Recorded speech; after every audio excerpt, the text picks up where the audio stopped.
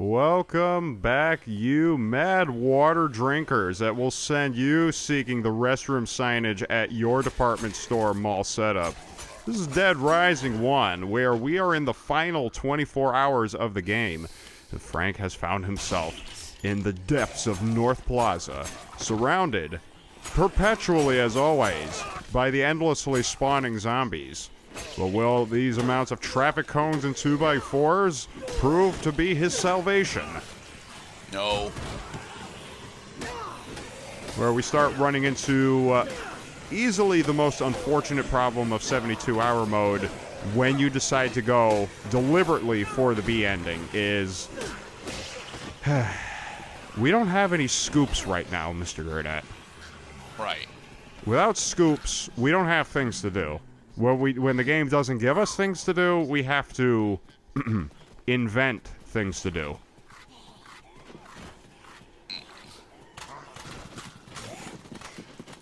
Like throw old Rihanna CDs, apparently. Rihanna wasn't a thing in 2006, Mr. Gurdett. She should have been.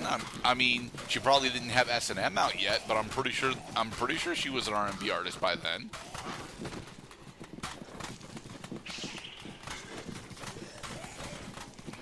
Oh, we are sending them the mother load.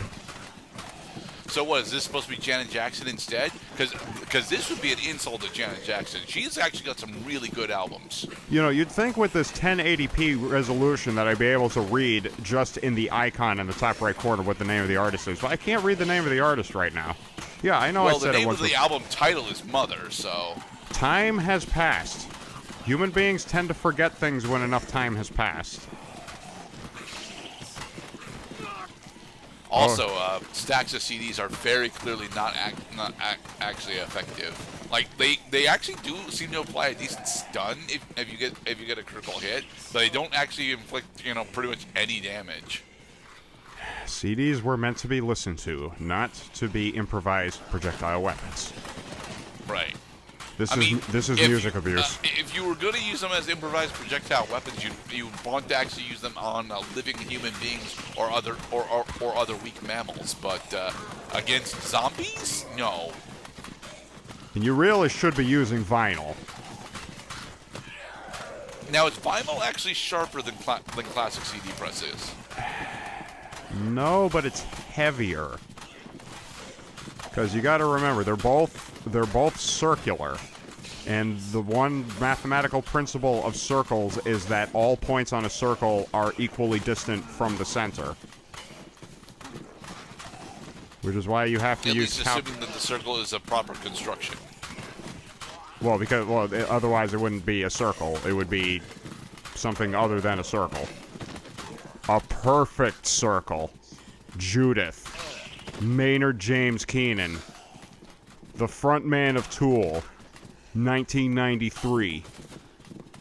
You actually do get a decent amount of range with them too, but honestly, right? they're mostly a bait. So yeah, I'd say about 20 in-game feet is about the distance that you get with these, especially with auto aim. Like if only the pistol had auto aim. Kind of like how in the classic Resident Evil games. But the auto aim here is not actually that good, Mr. Cloud. You're very specifically hitting the wall more often than these rising zombies. Well, because the game, for some reason, like, once you knock the zombie down, then, like, Frank doesn't know how to hit them when they're at that height. But then as soon as they right their posture and stand erect, then you can hit them again. Paula Hopkins, thank you. Okay, I could see the artist now. See, that's good advertising right there. You want to have the product in the center of the frame so that people know what they're trying to sell you. Yeah, I know some things about marketing. Problem is, I can't sell you can't hardly sell a fictional product because fictional products do not exist. So, was this supposed to be Paula Abdul's companion album to a Robin Thicke's to the Robin Thicke album that destroyed his career? Blurred Lines. No. He destroyed his career after that, Mr. Cloud. Believe it or not. Good girl. Do do do do do do do do do do do do do do do do do. Oh, Sean's food and stuff. Yeah. When you're in North Plaza and you're getting attacked by zombies a lot, you're gonna run out of health. When you run out of health a lot, you're going to be going to the grocery store. When you're going to be going to the grocery store a lot, you may find yourself just jumping through the window instead of going through the door because it's more action-packed that way. Have you ever played Resident Evil 1 with Jill Valentine, Mr. Gerdat? No. The only Resident Evil game that I have actually played myself is 2. And even then, even though I have played and beat 2 with... I want to say I beat 2 with, it wasn't with Jill. Who's... Leon. No. Who's the chick that you get to play with in 2? Is it Claire Redfield? Yeah, Claire. I played and beat through Claire, played and beat through Resident Evil 2 with Claire using the sandbox mode. And on the PC version of the sandbox mode, Claire gets access to the infinite minigun. Nice. So yeah, that is the only Resident Evil experience that I actually have. So... At least for playing myself. You know, the minigun does sound like a lot of fun when, considering that that's a game where... To be perfectly honest, it's not honestly all that fun of an experience, especially early on, because although you have the ability to kill all of the effectively infinite zombies from the starting area, the starting area is supposed to teach you that killing all these zombies is not what this game is about. Well, that's because one of the hardest lessons to swallow with the Resident Evil series is that the zombies are not the object. You do not.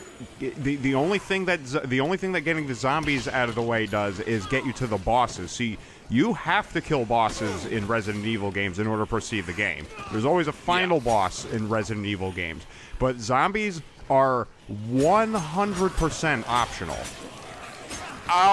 I found this out the hard way when I was doing solo play Resident Evil 6.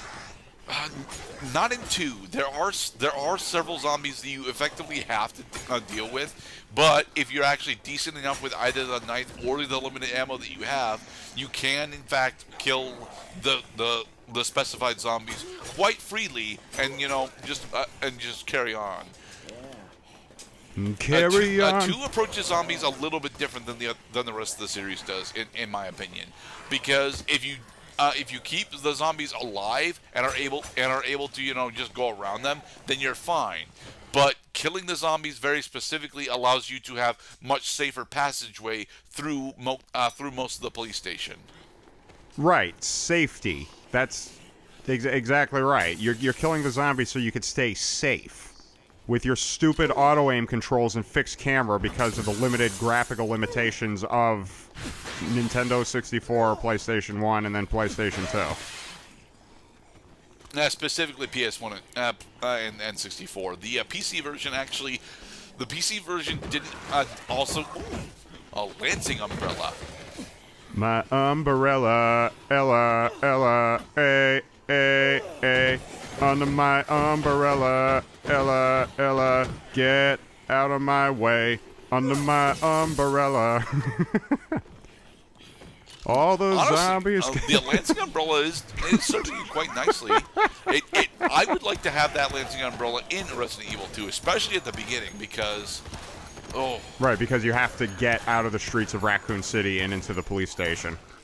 Yeah, and having anything that would allow you to, just push through the horde would have made that segment significantly more, understandable for me. It's the big issue that I had and remind you, I was playing Resident Evil 2 way too fucking young. I recall playing it, I want to say when I was around 10, maybe 11. Yes, you might not have yet come to that age where you can appreciate the violence. And not only the violence, but the comparative violence among different violent video games. Well, no, it wasn't the violence for Resident Evil 2 that would have stuck with me. It was the difficulty of It was the difficulty in comparison to other video game experiences that I had been playing. Because by 9 and 10, I had already played through a good portion of a Doom 2, a decent amount of Doom 1. I'd played through through the entirety of at least the first episode and the final boss of Quake 1, and I had also done most of Quake 2 on my own. So violence wasn't the big issue for me when it came to Resident Evil 2. It was specifically the opening hours of difficulty, which is why I was very thankful for the sandbox mode. Jesus Christ, there's so much action that's actually slowing the game down. Well, it's actually because of the physical coding of the springy cube. Yeah, because it wants to actually do a bunch of different ricochets there, and it's having problems figuring out what the ricochets are going to actually do. You know, you mentioned sandbox mode, and actually that was a word that's been coming up as I've been contemplating how to approach, like, how to exposit on what is the remainder of Dead Rising, brought to you by Rocket Rabbit Commentaries, is we are effectively in a sandbox right now. We can do whatever we want. There's no object, there's no plot. The game's over when we say it's over. So, what do we do? We experiment with stuff. Yes. Like bouncy cubes. The bouncy cube actually turns out to be really cool. I wish that they had a variant of the bouncy cube that was like an energy ball. It's very cool, sure, but it doesn't do all that much. Even the stun that it implies doesn't really matter because of how far it flies. Right. It's just all it does is just knock zombies down. I mean, which is useful because zombies cannot attack you unless they're on their feet.